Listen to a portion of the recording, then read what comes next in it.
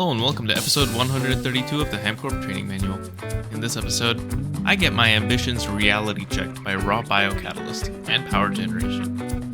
We spend basically the entire episode upgrading biocatalyst production, finding places where I can save on biocatalyst usage, and making various minor upgrades around the base. I think I've been a little overambitious. This is the total cost for making 2,112 eternal coils. There's a lot of stuff I'm missing. Kevlar plates is annoying. My Kevlar factory keeps shutting down. I think I've just wired it up quite poorly, so I need to fix that. All of these dusts they're okay. It's just a matter of waiting for me to get a bunch. But surprisingly, I don't have enough iridium. I'm short by 1,000,000. But I have the QFT now, so that shouldn't be too much of a problem. The main problems are super heavy radox and xenoxene. I have to scale up my xenoxene production and my biocatalyst. Those three things are by far the most annoying things. Meanwhile, here's the total cost for 44 UIV component assembly line casings, 43 for the machine, and 1 to scan for the next tier. That's a lot of biocat. That's a lot. That's a ton of super heavy radox. That's a lot of xenoxene. Bunch more space mining needs to happen. Tartarite, annoying. Iodine. That's surprising that I even need iodine, but yeah. And then the super dense transcendent metal plates. This is gonna take a while. And I still haven't set up my transcendent metal. But now I can make UIV energy hashes, so this should be pretty easy to do. And also, I don't really see a reason for me to blast cosmic neutronium either, because I can make this in a DTPF. So I think both of these I'm going to upgrade and turn into transcendent metal blasters.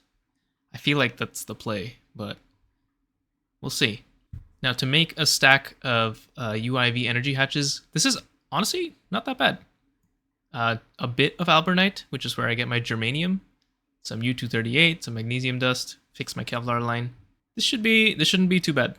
I also have to make infinity coils, of course, but yeah. One slightly more major issue is my fuel production is pretty slow because I'm always out of something. And I have unlocked Mark III miners now, so I should really go set them up to make sure that none of these things ever run low again. That said, this is not a lot of heavy Naquata fuel. And this setup looks very slow and old, and also it's running at LUV. So I think it's time for me to upgrade this setup. This is probably more important than the transcendent metal because this is fuel, but I'll probably just work on both at the same time. Remember when I said you might have to wait for some episodes and then I released an episode on time? Surely this time that's gonna stop, right? Alright, I can't do this. I need a second DTPF, but the problem is raw biocatalyst medium sucks ass. I've started work on rectifying this problem. I've started making some petri dishes. These remain terrible. These suck to make, and Bart works. What more can I say? So far, I have somehow, against all odds, survived with just 2 bacterial vats. It's time to make 9 more, and hopefully even more once the biolabs are done processing. But the problem now is I'm kind of running out of space for these, because if I'm to fit 9 more, that's quite a bit of space. So I think I might make an expansion over here, like I originally planned with bio building, and it makes sense because I can easily link it to the existing bio building by just digging a little hole over here. So I think I am going to do that. I'm also going to overclock this to, I don't know, UEV, which also probably means I need to put a capacitor in this, a UHV capacitor. Maybe 2. I'll have to do a little bit of math, but yeah. I don't want to have to upgrade the entire laser line all the way. So I think slowly it's better for me to start switching to UHV capacitors, at least UHV capacitors.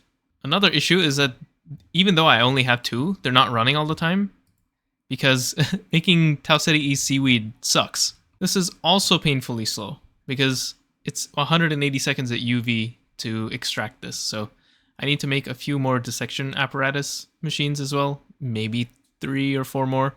I don't know. I think basically what I'm saying is it's time to seriously step up the production of raw biocat and also xenoxene, because this is also super slow.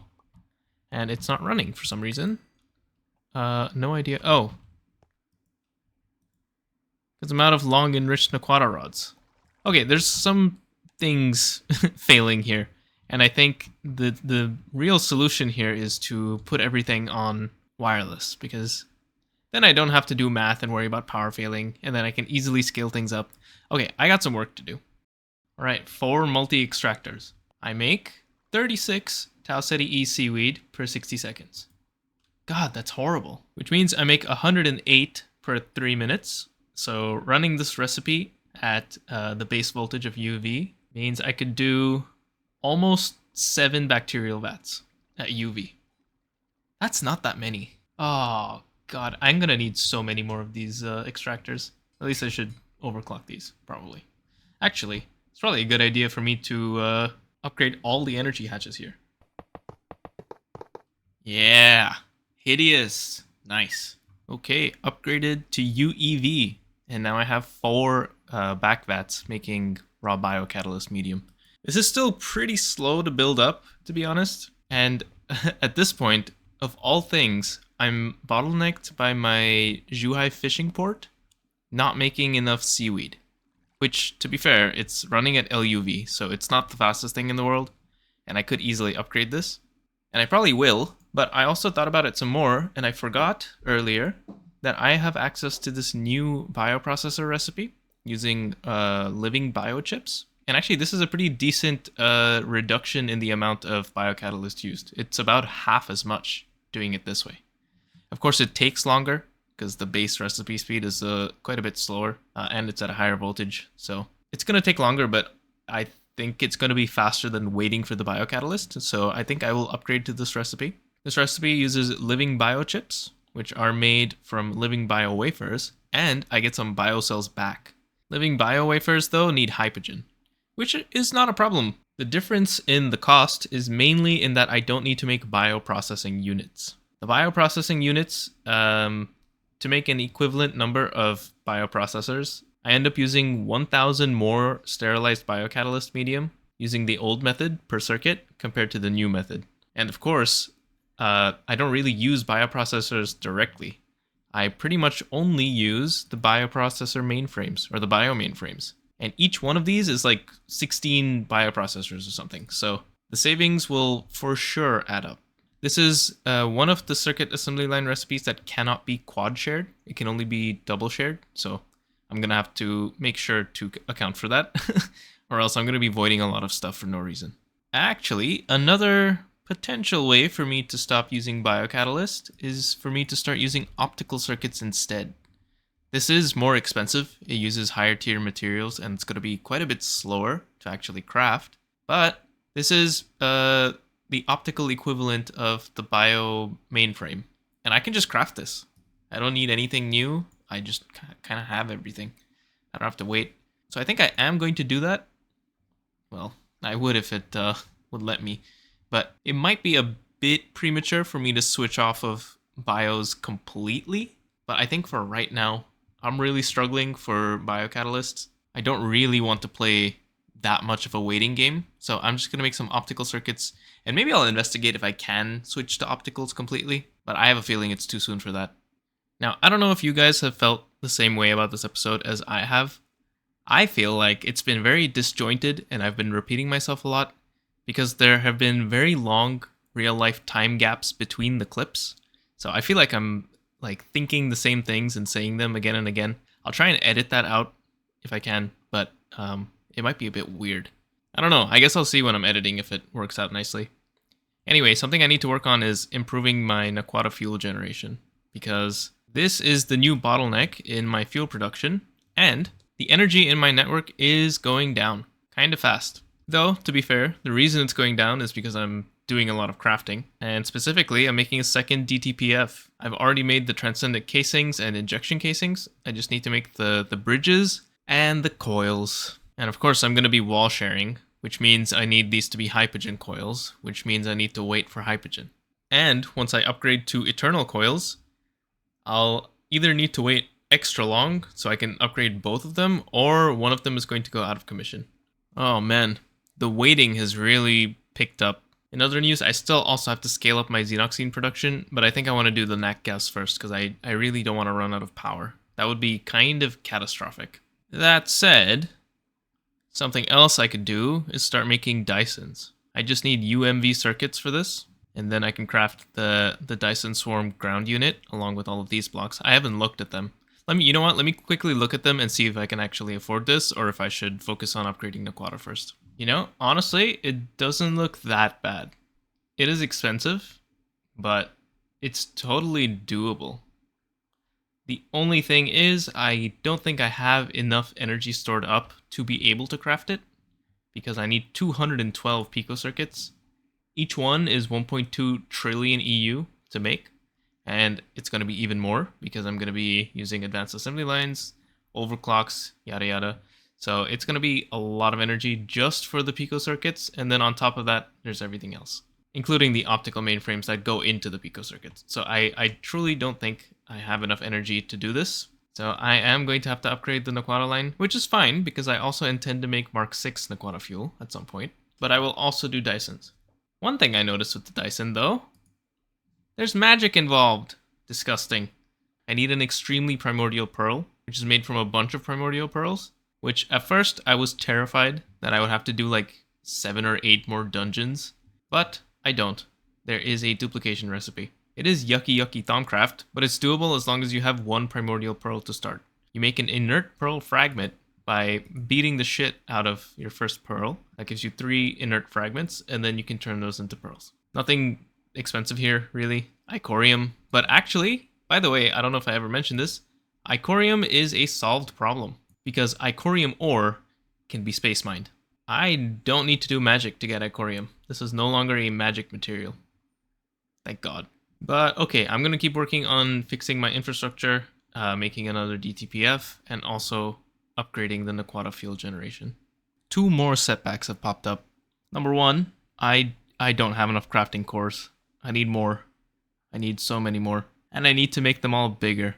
And number 2, my EBFs are so painfully slow, and I can't upgrade them because that would mean upgrading my whole laser line. So instead, I kind of pretty much have to make another UEV capacitor. That said, most of the cost is just making an extremely ultimate battery, of which most of the cost is making 8 really ultimate batteries. And I can kind of do that relatively easily. I just need to put my miners on Ruby and that's it. Like, I even have enough biocatalyst. Where is it? Yeah, it's been building up today. Still not a lot, and I'm about to use almost half of it. But I think it's very much a worthwhile investment. In other news, DTPF is done, minus the dimensional bridges. And that is done, minus rubies. So, yeah, basically I'm just missing rubies at this point. By the way, as part of my potential switch to optical circuits, I'm going to need way more glowstone. And for this purpose, I have captured a brand new employee. And she will be working for the rest of the game, I think, probably. Working at UHV, so I make 512 glowstone per second. This is building up quite quickly. I'm pretty happy with this. And because this perfectly overclocks, scaling up is going to be very nice. Also, look at the space elevator in the between the trees. That looks cool. That's the second one, by the way. And you know what? Making plasmas is starting to take a very long time. I can't believe I'm saying that. But I might need to make another Mark IV compact fusion. Maybe I should look into making the Mark V. I'm gonna need it for progression. But I know it's gonna suck because I'm gonna need a lot of molten dragon blood. And that is not something that's gonna come easily. And the fusion casings need UEV parts. Yeah, this has to wait until after the component assembly line. So I think I need to make another Mark IV or something like that. Oh man. It's a new day, and I have my UEV capacitor. I also have 33 million raw biocatalyst, which is great. And I have enough hypogen to finish my hypogen coils. And I have everything I need for my dimensional bridges. Crafting it is still gonna take a while. But now that I have this UEV capacitor, I should be able to upgrade quite a few things because the UEV capacitor allows me to transfer 1 trillion EU per tick into this LSC, which means that is my new upper limit for machines in this building. One thing that needs to happen though is I need to upgrade the circuit assembly lines, and I think I need to make more for the bioprocessors because these are super slow. This is 45 seconds for 16 times 4. Times 4 again once I upgrade these energy hatches, but that's still not very fast. But once all that is done, I can make my second DTPF, and it will still take me forever to get eternal coils. The EU situation is not great. I'm down to 12 quadrillion EU in storage because I haven't been producing fuel that fast. For the same reason as before. I still haven't upgraded this. You know what? I'm going to start doing that right now. Thank you for watching this episode of the HamCorp Training Manual. In the next episode, we will upgrade NAC fuel generation and xenoxene production. With some effort, we will be able to finish the second DTPF and continue crafting eternal coils. Hopefully the UIV component assembly line will be within reach as well. See you next time.